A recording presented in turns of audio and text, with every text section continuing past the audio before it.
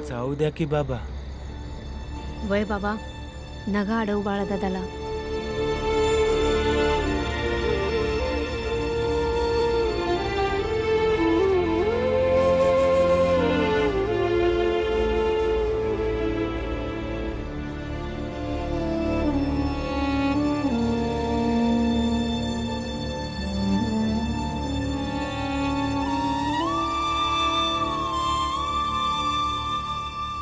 सांभाळून जा.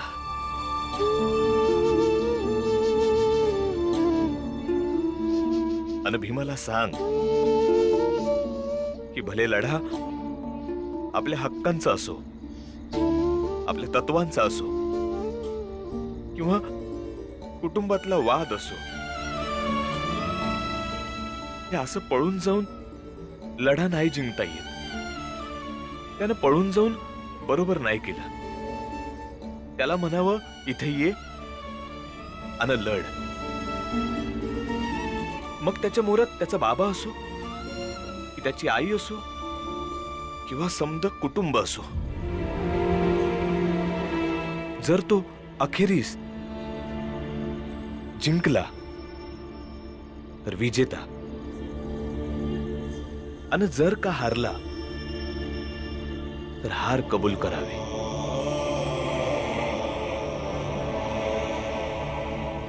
जा, सौताची काळजी घे.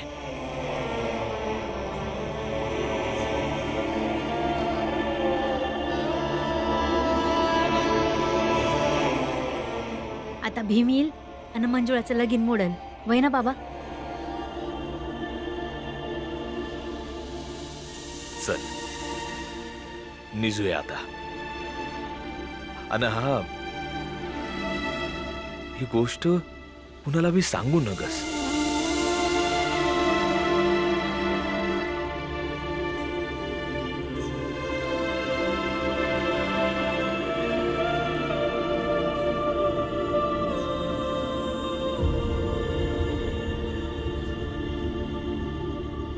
काय झालं? तू मला असं का बघतोयस? बाबा, मी हे बघत होतो की जेव्हा एक खरा माणूस एका चुकीच्या गोष्टीला दुजोरा देतो तेव्हा तो केवढा घाबरतो. ज्या बापानं आमासनी आयुष्यभर बोलायला शिकवलं, आज त्योच बाप म्हणतोय की कुणाला सांगू नग.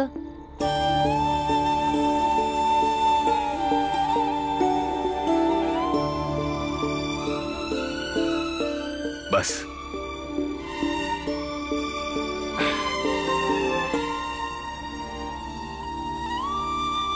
आनंद. आयुष्यात जवा कवा ही आजच्या रात्रीची गोष्ट आठवली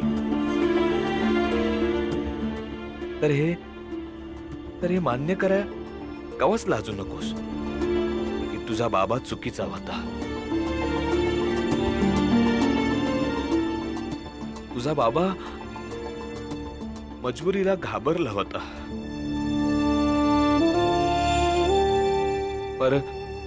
पर तू याला तुझ्या आयुष्यात खुणगाट बांधून ठेव, जेणेकरून तू जेव्हा मोठा होशील तेव्हा चूक बरोबरच्या अशा मजबूर परिस्थितीमध्ये तुझ्या बाबासारखं लाचार होऊ नगस.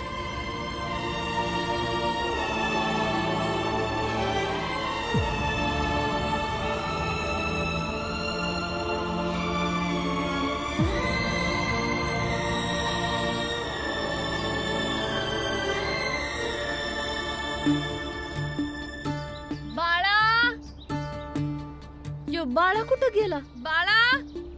बाळा गेला कुठं सकाळ काय सकाळ? काय झालं आई? बाहेर आहेस का? बाळा कुठे आहे? सकाळपासून दिसत नाही तो. तो परत पळून तर नाही गेला ना?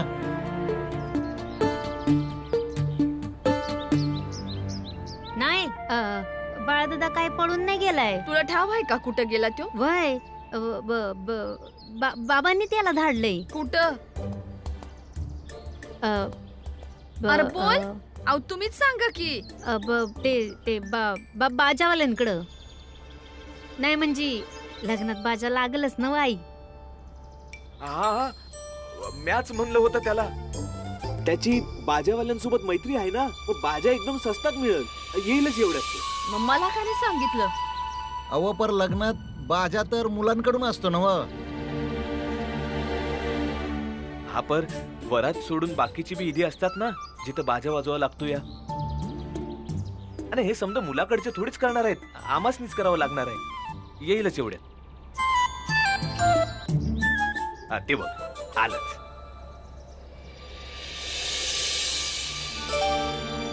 कुठं गेला होतास? मला सांगून जाता येत नाही का? बोल, कुठं गेलतास?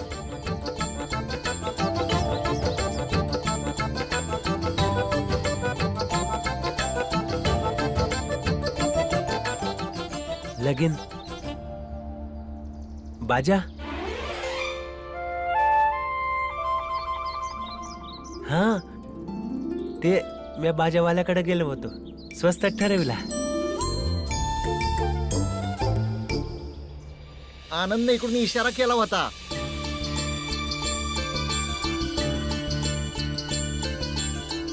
कसला इशारा? नाही नाही अब जेव्हा बाजा वाजल तेव्हा मी नाचणार आहे. अजून काय? हा होय होय. पे पे पे पे पे पे पे पे पे पे पे पे आनंद तरस नको देऊ. अरे गप बस जरा. आनंद त्यासनी त्रास देऊ नकोस. माझं काम करता अरे येतं गप ते. रे. तुला काही काम नसेल तर मला मदत कर. चल. आणि तू मला बोलल्या बगैर कुठे जायचं नाहीस.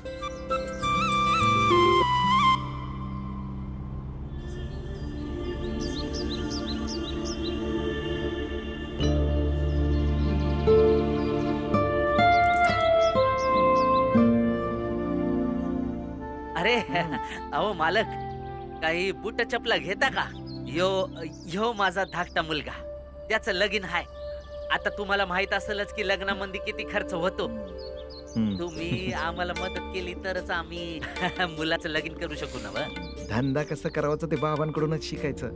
समद्या गोष्टींना कसं धंद्याशी जोडून टाकतात. खाजगी गोष्टींपासून कसा नफा मिळवायचा ते बघून घे. बघ तू. धन्यवाद.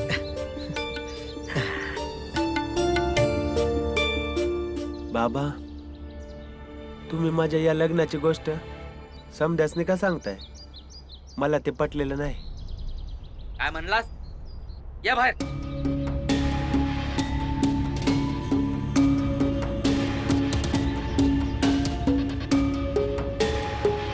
बोल. बाबा, लगीन म्हणजे एक खाजगी बाब आहे आणि तुम्ही तर आणि मी म्हणजे काय? बाप आहे तुझा. जे म्हणीन ते करावं लागल. जसं म्हणीन तसं करशील. बोल. हा होय. जा गपगुमान काम कर.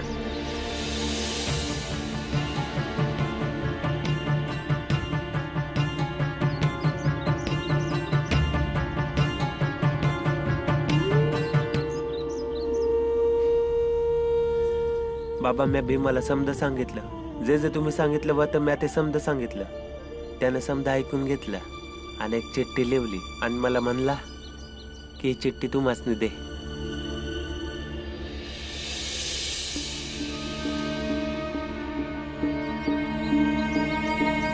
बाबा, तुमचं बरोबर होतं. जगातलं कुठलं बी लढा पळून जिंकता नाहीये. आणि मला पळून जायचं नव्हतं बाबा. माझ्या समद्या गोष्टींवर आई भलेही नाराज हो, पर आज पतूर आई मला दुजोरा देत आली. पर या टायमाला मला चुकीचं ठरवत होती आणि तुम्ही तिथंच होता, पर काय बोलू नाही शकला.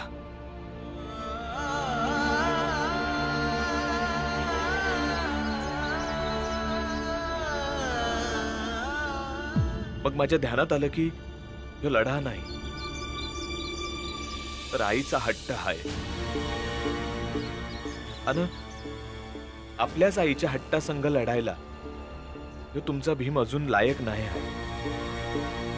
म्हणून मी पळून आलो, जेणेकरून आईला त्याची जाणीव होईल की मला तिचा निर्णय मान्य नाही. मला अजूनही आठवते बाबा.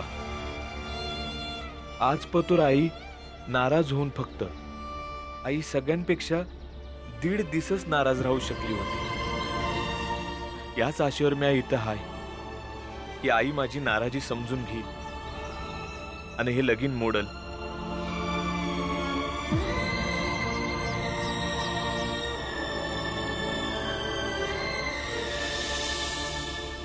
आणि हे जर लगीन मी मोडू नाही शकलो तर मी समजून घेईन की मी मंजुळा ताईच्या कर्जेलाच पडलो नाही. पर हे बी खरं आहे बाबा की तसं झालं तर मी कवाच घरला परत येणार नाही.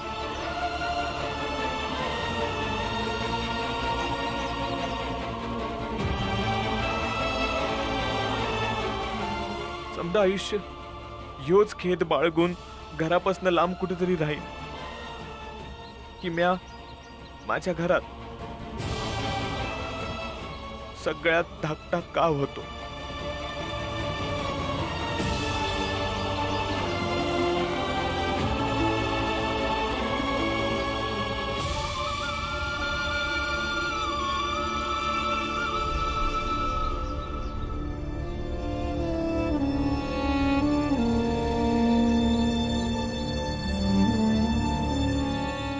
भीम लय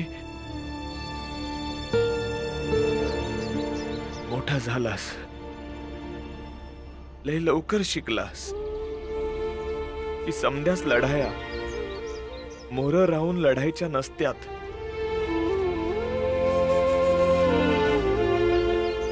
ही गोष्ट तू समजलायस पर म्या नाही समजू शकलो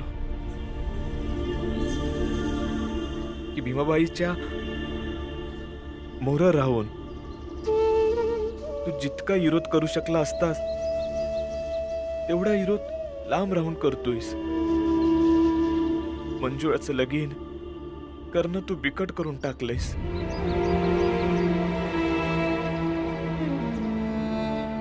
पर भीम या भीमाबाईला चांगलंच ओळखतो की तुझी आय हाय ती बी लय कठोर बाई हाय. ती लगीन करूनच राहील. पर माझी अशी इच्छा नाही की तुझ्यामुळं तुझ्या आईला समाजानं चुकीचं ठरवावं. त्यामुळं भीम आता मला इकडे आणावंच लागल. मी तो पतूर परत येणार नाही जो पतूर तुला म्या घरला घेऊन येत नाही.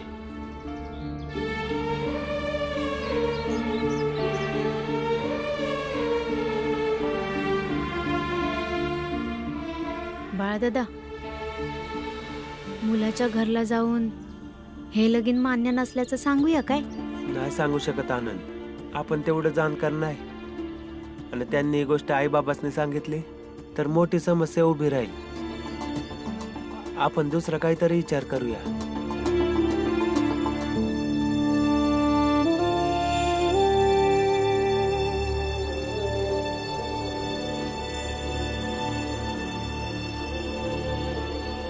आई, मी इथं अभ्यास करीन, इकडं माझी पुस्तकं ठेवीन आणि इथं मी बसन.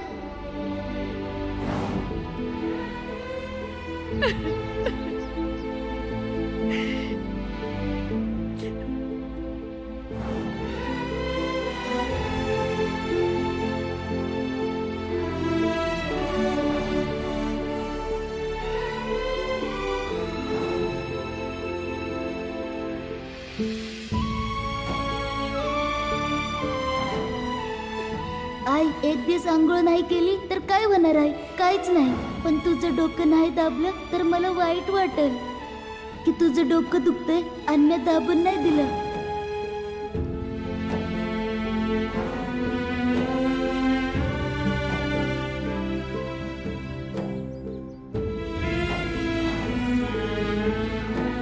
अरे भीम, बास कर. अन किती तयार करणार आहे मंजुळाला? मंजुळा ताई शाळेला जात आहे आणि शाळेला तयार होऊन जायचं असतं.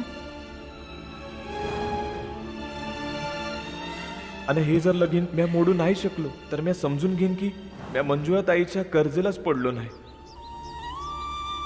पण हे बी खरं आहे बाबा की तसं झालं तर म्या कवाच घरला परत येणार नाही. भीमा, माझं दुःख तुला कळालं असतं तर बरं झालं असतं.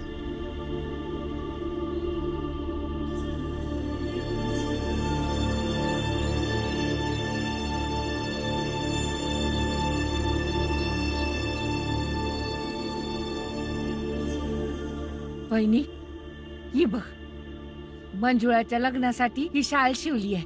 कशी आहे?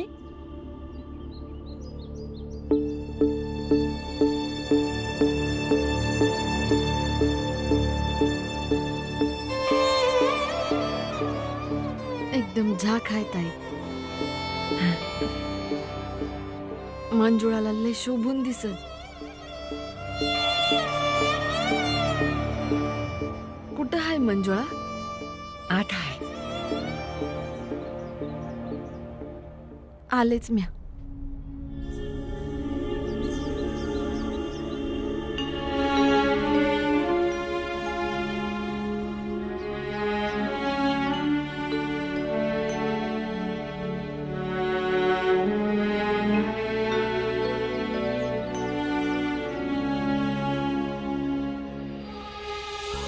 मंजुळा, ये इकडे ये. ये.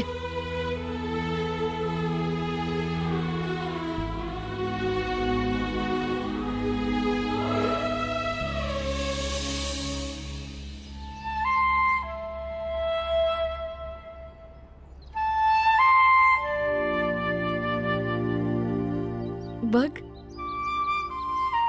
किती गोड दिसतेस ग. तुला ठाव आहे, त्या दिवशी मी वाटत एका देखण्या नवरीला पालखीत बसलेलं पाहिलेलं. तेव्हा मला वाटलं की माझ्या मंजुळाचं बी लगीन व्हावं. हा, किती सुंदर दिसतेस बघ. बघ ना, माझं सपन खरं ठरणार आहे. या जिथे असताना तुझं लगीन झालेलं बघायचं आहे.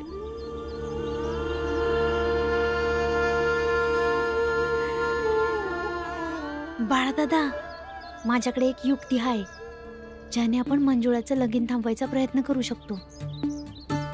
काय? भीमनं आजपातूर जे जे केलंय त्याचा विचार करता एक गोष्ट ध्यानात आली या की अडचणी आल्यावर भीम उदाहरण देतो आणि चुका धावतो. जसं की आईने ती पालखीवाली नवरी बघून मनात एक विचार केला की मंजुळाचं लगीन व्हावं. अगदी तसंच आपण जर असं उदाहरण दिलं की मंजुळाचं लगीन करणं चुकीचं आहे तर पर हे करायचं कसं? अरे बाळादादा,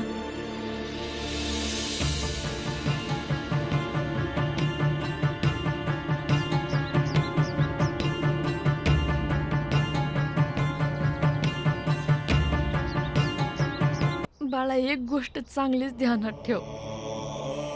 तुझ्या आईसाठी तुझ्या सुखापरी दुसरं काय मोठं नाही. आज कदाचित तुला मी चुकीची वाटत, पर उद्या तू जेव्हा मोठी होशील तेव्हा कदाचित या तुझ्या आईला समजू शकशील. तुझा भाऊ नाही समजू शकणार. भीमा, आनंद, बाळा, ती पोरं आहेत ना. मग तू लेक आहेस माझी. आपल्या आईला समजून घेशील ना ग.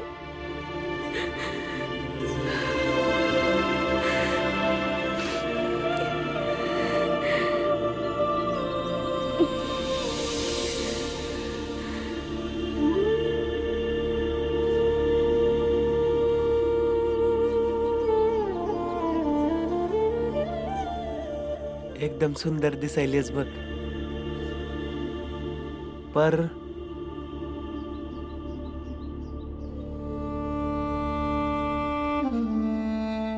हे घे धर.